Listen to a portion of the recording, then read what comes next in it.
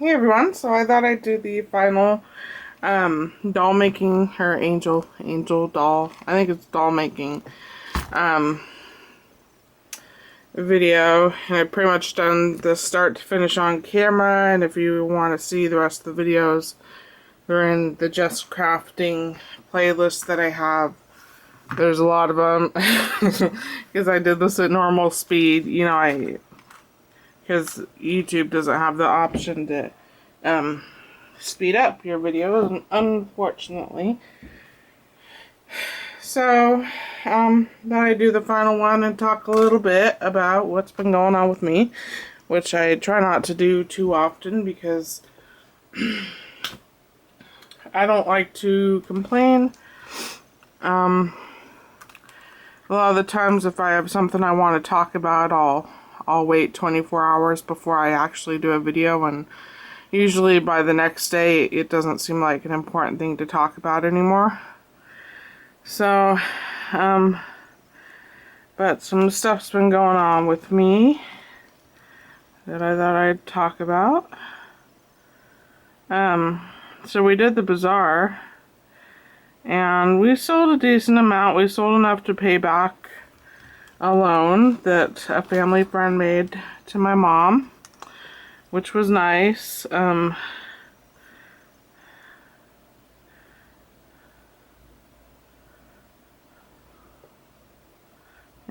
we sold a lot of Seahawks Indian beaded earrings, and Seahawks are the Washington state football team.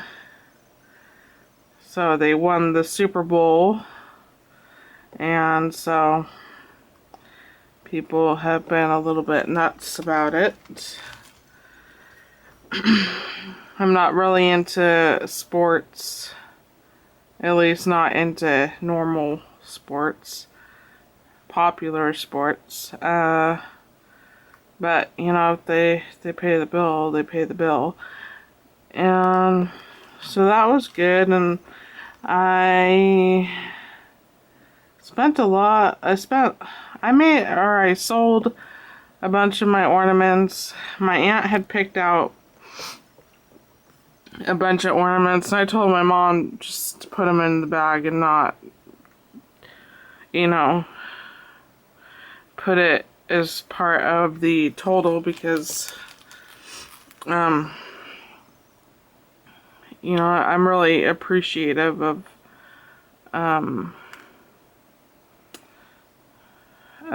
my aunt and my mom's brother allowing us to stay here, because we honestly would have no place else to go if it was not for this cabin in the woods. So I'm making a necklace for the doll, by the way, with these like opaque clearish white seed beads on scrap wire. So I didn't really make a whole lot. I tend to underprice what I make quite a bit, and I didn't sell either of my mini albums, which sucked, because that would have been something I would have not liked to bring home, but what are you gonna do? And I, of course, didn't sell any gem trees, and I love gem trees. I do not know why they don't sell around here, but they don't. And I mean, I'm barely getting back what I paid for supplies.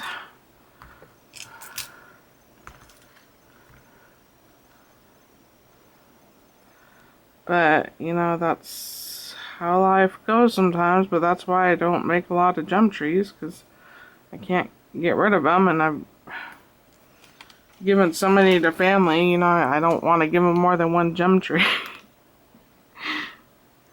So, but I did make a couple dollars, and,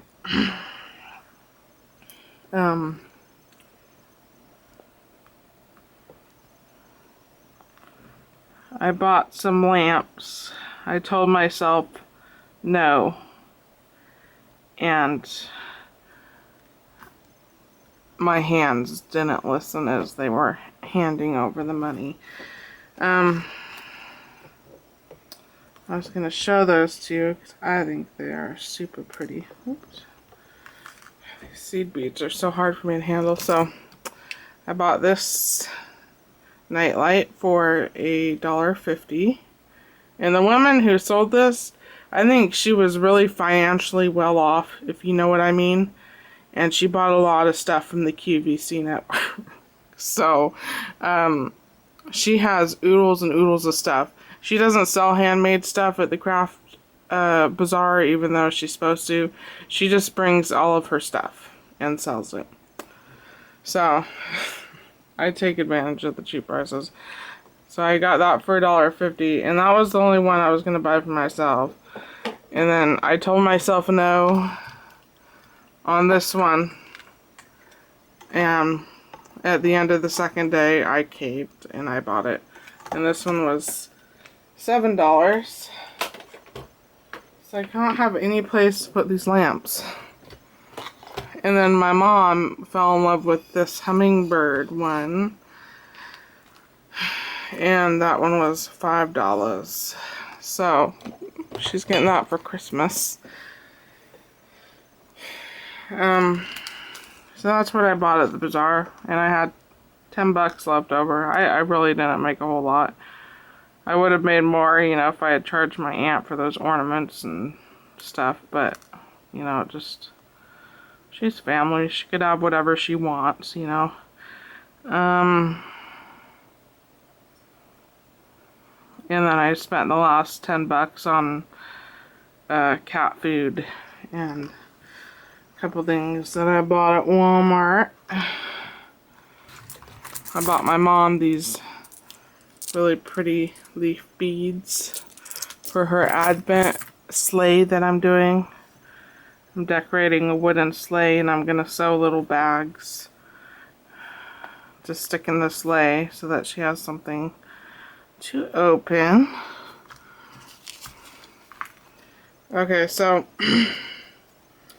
I went to the ER recently because after my colds I get ear infections, and this was if it's a really bad cold. If it's just like a mini cold, usually won't happen, but this was a bad cold.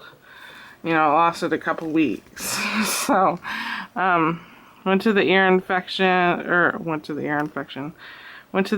because I don't have a regular doctor yet. Which, actually, I didn't have a regular doctor at the time. I just got a regular doctor. And I knew I had ear infections. I don't feel pain in my ears anymore. I've had a lot of damage done to my ears, so feeling pain is not something I do as far as my ears are concerned. Basically, my ears felt like if you stuck your fingers in your ears, that weird muffling sound where everything's amplified. That's what my ears felt like. So I figured I better, you know, go get it treated. So I went to the ER, and the doctor was like, well, I don't think you have ear infections because you don't feel any pain. And I was like, I've got ear infections. And he's like, well, I don't know if you'll need antibiotics. And I'm like, I need antibiotics. You know, I'm not asking for painkillers. Hand me a Z-Pack and I'll be on my way.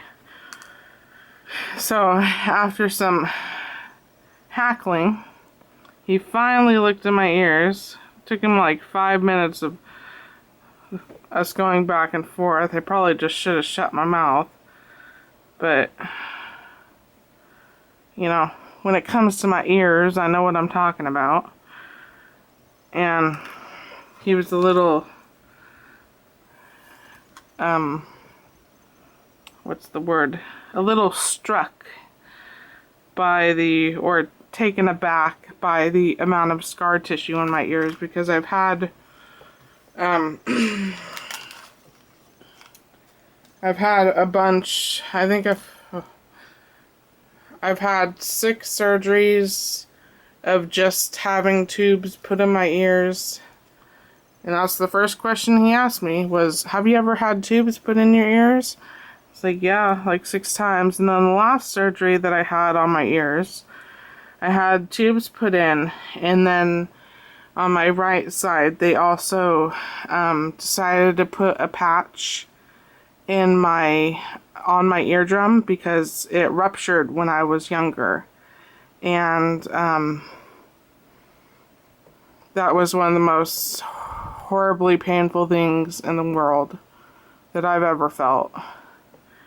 And they decided not to repair it back then, but seeing how, I was already going, the reason why I was, going into surgery, they figured they might as well repair that as well as put in the tubes. But that wasn't the main thing that they were doing on the 7th ear surgery. The main thing that they were doing was I had a mastoid tumor on my mastoid bone, which is like right next to your hyoid bone. It's behind your ear. They have to cut you open from behind your ear. I thought they were going through my ear, in through my ear, but I didn't know that they were making a couple inch incision behind my bone, or behind my ear. But they had to remove that mastoid tumor, and we found out about it because I started bleeding out my ear. And the doctor thought I was lying at the time when I told him I never felt any pain, before the blood or while I was bleeding out my ear. He thought I had just not told my mother about the pain, and then eventually I became numb to it, but I never felt pain to begin with when the tumor was growing. Dropping so many seed beads. So, anyways, long story long, because of all the scar tissue, I don't feel pain. But he ended up handing over the Z-Pak, or I'm not even going to try and pronounce it. The antibiotics that I asked for, because I did have 2 ear infections. So that is the smallest of things that have been happening. Spent 13 minutes trying to string these seed beads on. So my mother had gone in. This is like the big thing that's happened. That's, we're not in full out panic yet. My mother had gone in to the doctors to have, I think it's a CAT scan or something where they take pictures of your chest, some kind of x-raying. It's not x-rays. I feel like there's another CAT scanny type test that they do, but I don't know. We'll just say she went in to have a CAT scan on her chest to find out if there was something going on, because she hasn't been able to breathe for about a year now. She's been having a lot of trouble breathing.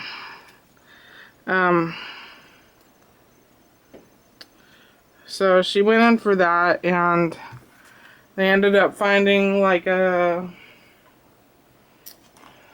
tiny darn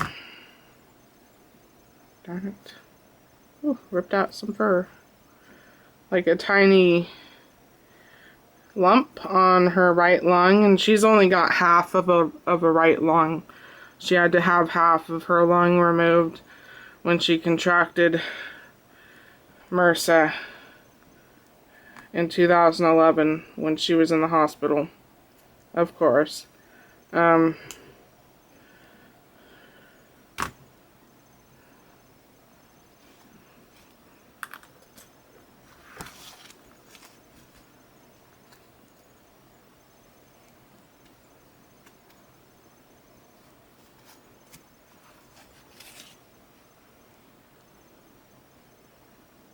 But anyways, she went in to have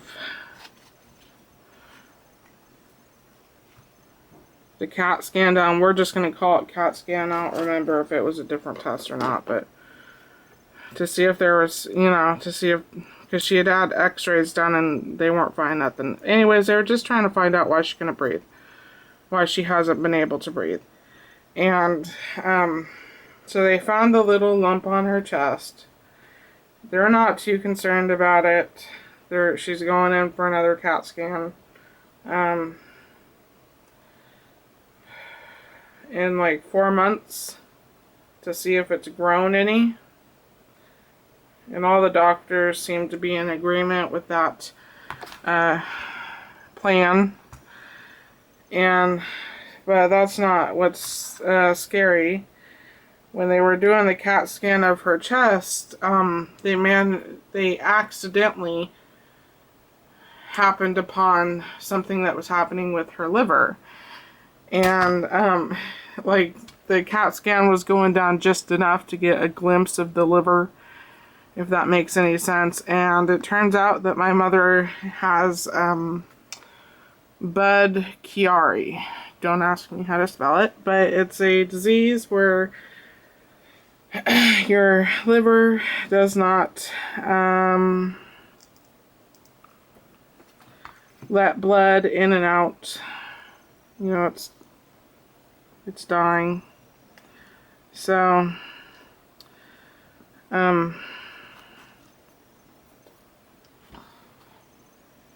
she's going in to have a different kind of tests being done on her liver to see, you know, how much is functioning.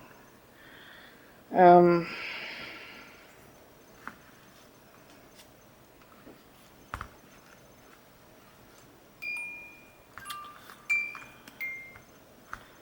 think, and the doctor had to research it because she didn't know what it was. She had, you know, a printout on the computer that she printed out for my mother, but she had to research it.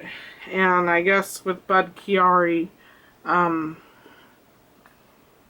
it can gradually decline, or it can or your liver can totally shut down super quick. So, the doctor said if my mom had felt pain go from, if she had felt pain on the front side of her stomach, that she had to go straight to the ER. So, so yeah, she's gonna go in for further tests in a couple days to determine what plan of action to take, you know, at this time. And you know, whether she needs to be put on the transplant list. And my mother's not really a drinker, you know, Budd-Chiari is just one of those unfortunate random diseases that you can get. So there's nothing that you can do to cause it necessarily. It just happens.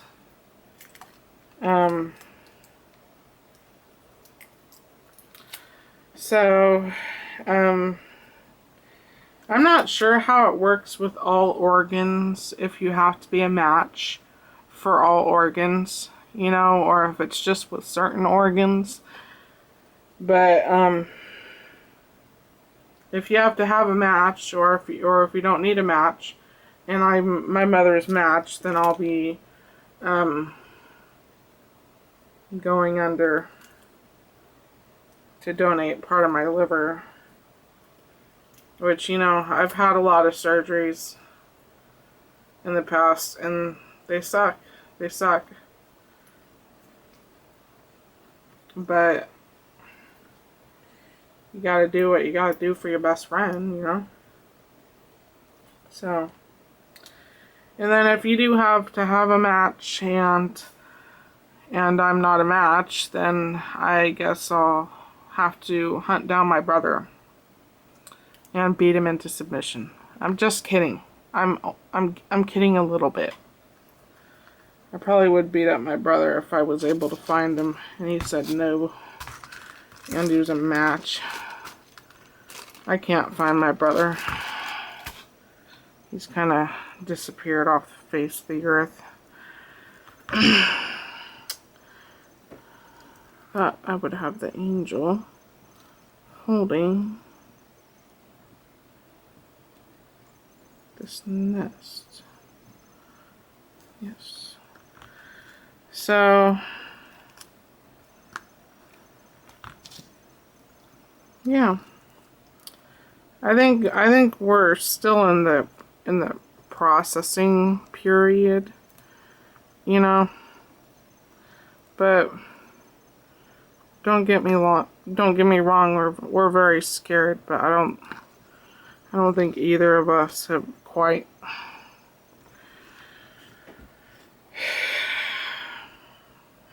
realized the severity of the situation. So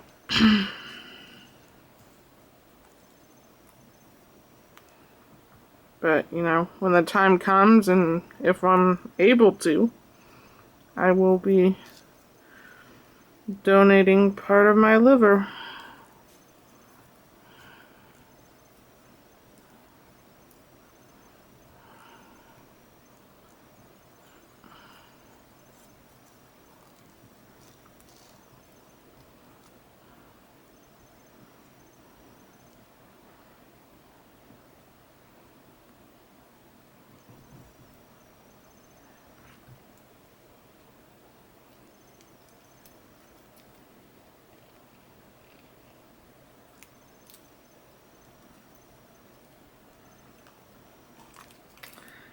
But that's about what's been happening around here. My mother's gone right now. She's doing a sleep study because she has sleep apnea. That's what she was diagnosed. The last sleep study she did a couple weeks ago, and they scheduled her for another sleep apnea, or for another sleep study, because she woke up 52 times in the night and didn't reach REM at all. So, stop crying, you're fine. Get out of the kitchen. So anyways, our family friend Dawn, who I'm very close to, and you know, I really consider her more family than a friend. She's more family than most of my family. But she said when the time comes, she would take care of us. I'll have to do some research. I don't know what the recovery times are for liver surgery. Darn it.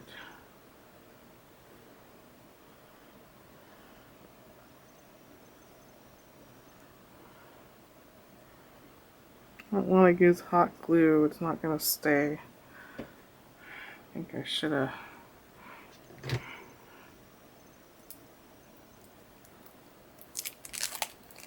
Put the cancer glue on the sides, not the bottom.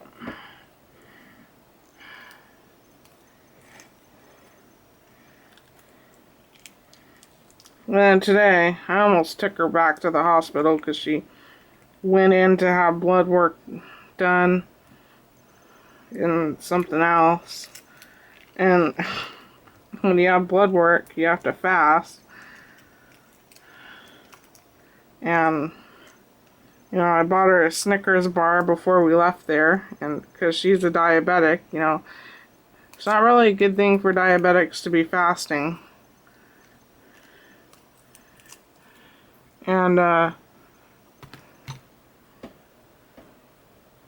we got home, and I don't know what I was doing outside, but I came inside, and she was standing in the kitchen.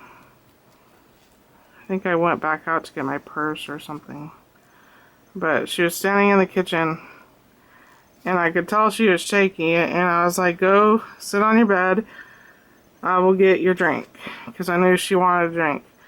And she goes, I need a drink. And I'm like, I know. Go sit on your bed and I'll get your drink. And then she goes, I need a drink. I need a drink. She just kept saying it, you know, in the same tone of voice. I need a drink. I need a drink. Totally freaked me out. I was like, Mom, you just told me you needed a drink 4 times in a row. I'm going to call the doctor. She's like, no, no, no, no. I need a drink. So I finally shoved her to her bed. I went and got the drink. I went and got her bread. She ate candy and yogurt and oatmeal. And I was like, okay, well, you won't let me call the doctor now. But, because she was going to take a 2-hour nap before her sleep study, because she hadn't gotten much sleep the night before. And she was just really tired. I was like, when you wake up, you know, if you repeat something to me, I'm putting your butt in the car, and I'm gonna drive you back to the hospital. I was totally freaked out.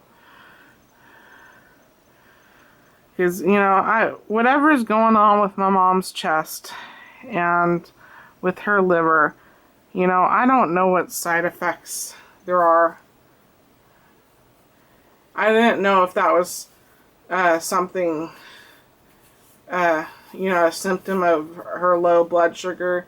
But what scared me is, you know, she's had low blood sugar before, you know. And that's never been a symptom. She's never had those dementia-like symptoms where she kept repeating herself over and over and over again. So I was freaked out, and I was ready to shove her into the car and bring her back to the hospital. But after her large meal and some sleep, she got better. So, you know, she's at a hospital now doing a sleep study, so I'm not worried. You know, they're pretty much watching her the whole night. So we'll see. Come on. Getting cancer glue all over me. I'm not sure what they're looking for this time. Why they think the results are going to yield something different, but... So anyways, that's pretty much what's been going on with me and things we've been dealing with. And, you know, when the time comes, time will come. And we'll deal with it. And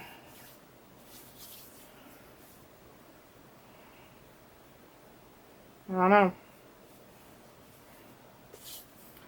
So, okay, thanks for watching. Hopefully I'll get this bird nest on. So, I'll talk to you later. Bye.